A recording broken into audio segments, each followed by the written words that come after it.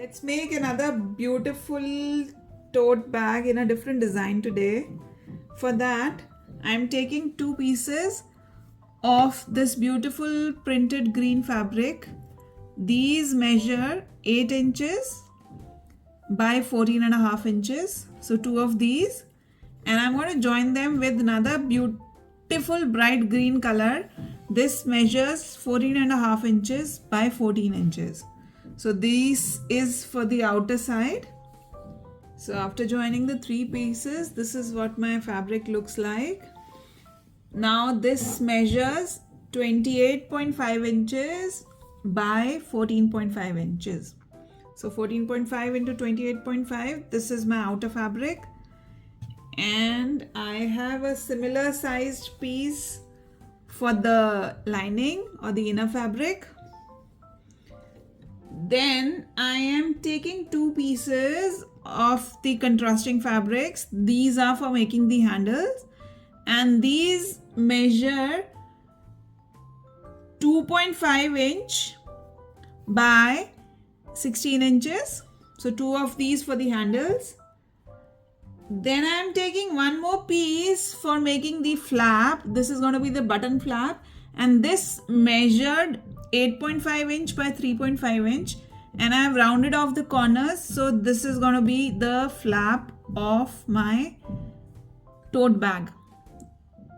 I'm going to put either a magnet snap button, or maybe a regular button with a buttonhole. I'll decide that later.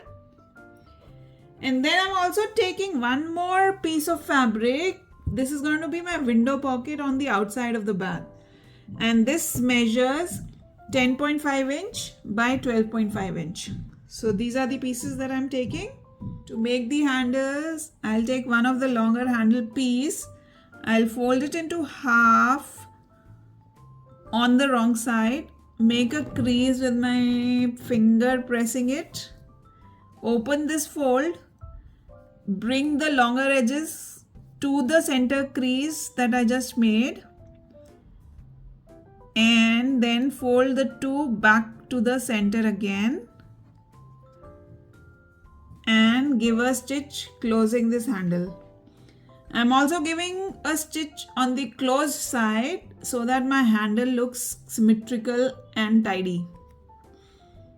So this is what my handles look like. I have actually made a circle out of it. I can cut it at whichever design I want to have. So I was thinking of having half a handle of the printed one and half of the plain one. So I'm going to cut it from here and here. For making the flap, I just rounded off. I folded the longer piece into half, and I just rounded off using a tin cover. And after making a stitch on the flap, this is what it looks like. I have also given a top stitch on this, and this is going to be my button flap. Work on making the window pocket now. So I'll take my fabric on which I want to attach the window pocket. So this is the fabric. I'll fold it into half and mark its center so that my pocket comes out symmetrical. I can mark it with a marker or with a pin. So this is where the center is. And now I decide where exactly I want the pocket to be placed. So I'll take my pocket piece, pocket fabric. I'll place the right side of the pocket facing down on the main fabric. And I'll also mark the center of this pocket piece. So this is my center of the pocket piece. Again, I'll mark it with a pin.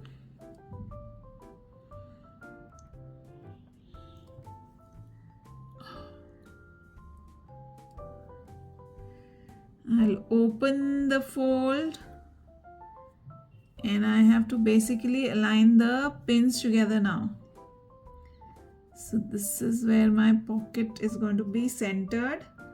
Now I have to decide where exactly I want my pocket to be placed. So it should be somewhere here, I guess. Yes, this looks a good point for the pocket. So to make sure that I'm doing it nicely, I'll just measure it once. So this is at a 4.5 inches from the top on both the sides, and also measure from the side 2 inches from here and 2 inches from here. Looks good. Now I'm just going to pin them up so that the fabric doesn't move. So after pinning the pocket piece, I'm going to mark a rectangle on this for actually making the window. So this is my pocket fabric is 10.5 inches. So I'm going to place it at leaving 1 inch from the either of the sides. So here is going to be my mark, and I'll have a mark on this side here as well. So I'll make, this is going to be a big pocket and I think I can make sections in it. So I'll just draw a line.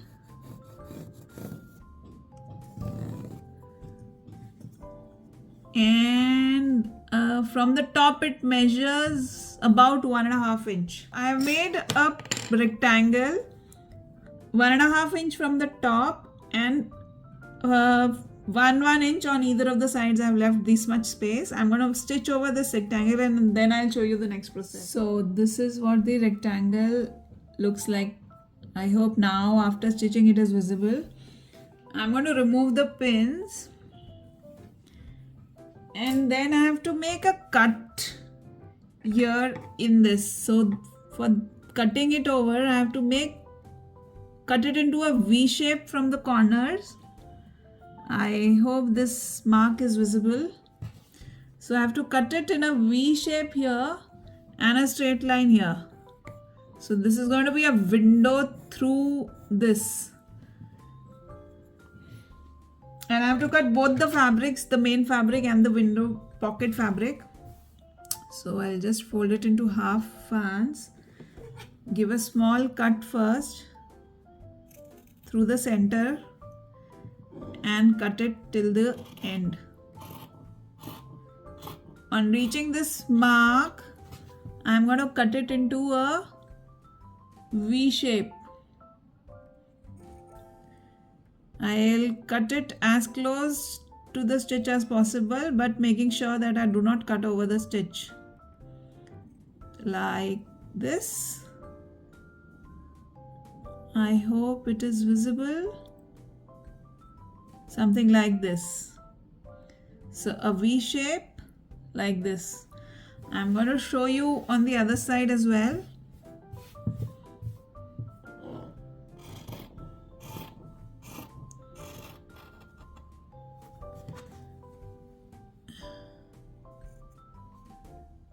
And carefully cutting it on the V mark that I made. Making very sure that the stitches are not cut. So 2 V's have been cut. I'm just going to straighten it and put my fabric through this window that I have cut. All the 4 edges. Like this. I'll turn it over to the wrong side and adjust it.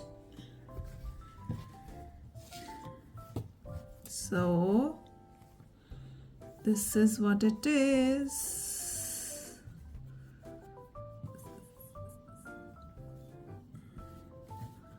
Nice. I'll have to iron it over once. Or if you can do it using finger pressing, then that should be working too, but I'll iron it. So after turning it onto the wrong side, I gave it a good iron. And after ironing it, I just put an interfacing of about 2 inches and the width of the pocket fabric like this. And then I just flipped it over and ironed it again, making kind of a window here. So this is what I did. It will be more clearer when I show you from the other side. So this is what I did. Now I'm going to give a top stitch on all the 4 corners so that the pocket doesn't move. See how nicely it has got attached. This is the window pocket. This is from the outside. Now I'm going to just close it. So a nicely done window pocket on the front side. To put the flap, I'm going to mark the center of my bag by folding it into half lengthwise and just giving a finger press to mark the crease, or mark it with a pin as I normally do. Marking the center like this. I'll put 2 pins. And also I have to decide where I want my handles to be. So since the center is already marked, I can decide where the handles should go. So the handles could go here or maybe a little closer. This looks good. So let's see how much is it. So this is exactly at 2.5 inches from the center. So 0 inch on this side, and then I'll make sure that I do not twist it on the way. I'll mark it at 0 inch and the other one goes at 5 inches. So I'm going to just pin the handles too.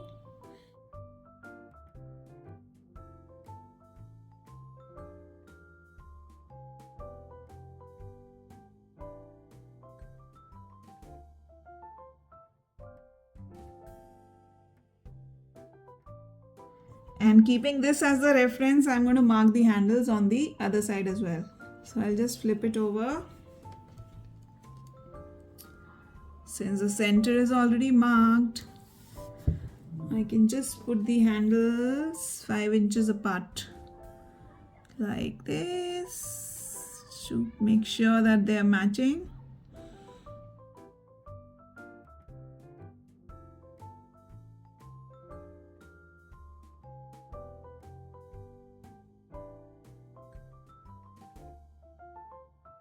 Handles are pinned and so is my flap. I can either give 2-3 stitches here so that the handles and the flap gets fixed, or I can just leave it pinned. Now let's start assembling the bag finally. So I'm going to take the outer fabric with the handles and the flap attached. I'm going to fold it into half with the right sides facing each other like this, and then I'm going to close the open sides, this as well as this. So I'm going to close the 2 sides of the main fabric.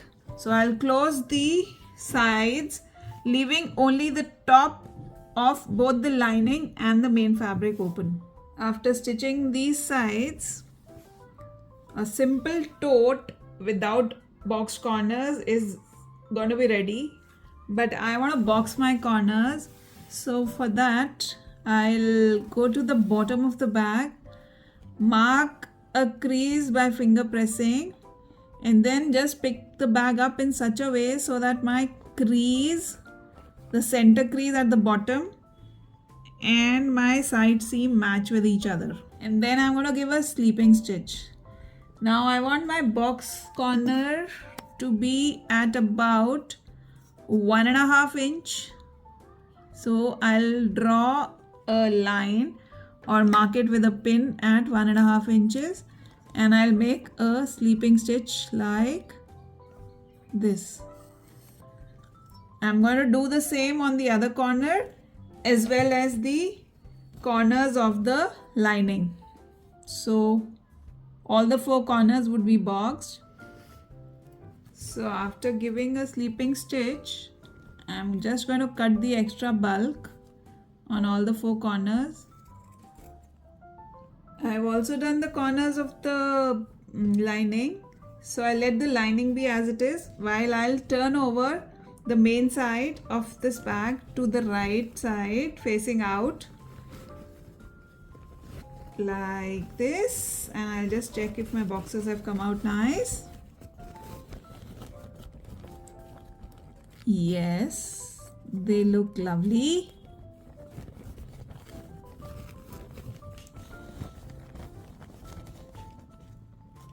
Nice, straight.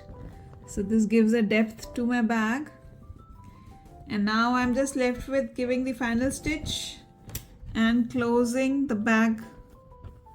So I'm going to insert this bag with the handles and the flap attached to the right side of the lining fabric. So I'm just going to insert this so that both the right sides are facing each other like this. So I'm going to match my seam of this side and of this side, and then I'm going to give a top stitch over this. Leave a gap of about 4 inches or 3 inches in between the other side where there's no flap for turning it over to the right side. So after giving a stitch on the top, I'm just left with turning it over to the right side and giving a top stitch.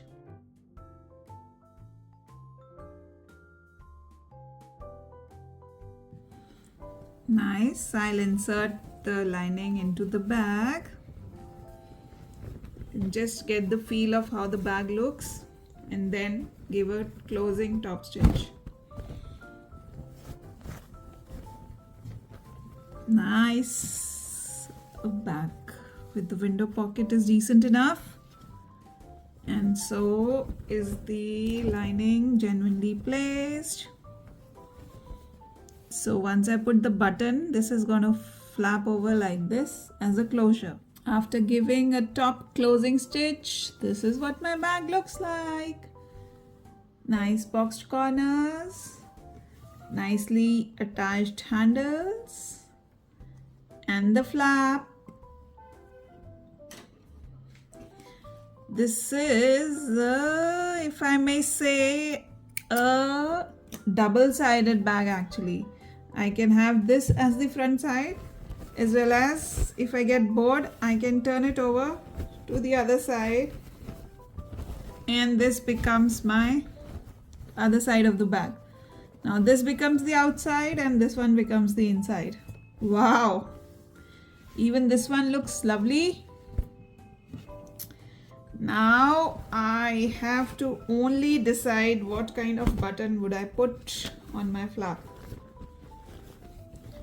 So if this is the outside, I have a window pocket nicely done on the outside with a good decent size. This is what it looks like, and this is what it is when I am not using it. Wow. And the colored flap also looks good.